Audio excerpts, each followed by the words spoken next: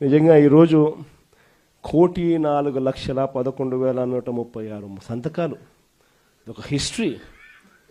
నిజంగా ప్రతి సంతకము కూడా ఎక్కడా కూడా పొరపాటు జరగకూడదని, ప్రతి సంతకము సిన్సియారిటీతో ఈ నిర్ణయం వ్యతిరేకిస్తూ అక్టోబర్ 7వ తారీఖున ఉద్యమానికి మనం కార్యాచరణ చేశాం.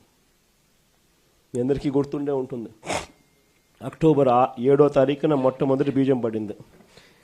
అక్టోబర్ 9వ తారీఖున నర్సీపట్నం మెడికల్ కాలేజీని నేను సందర్శించిన. అక్టోబర్ 7వ తారీఖున ప్రజలకు ఉద్యమం గురించి, కార్యాచరణ గురించి వివరిస్తూ అక్టోబర్ 9వ తారీఖున నర్సీపట్నం మెడికల్ కాలేజీని నేను సందర్శించిన.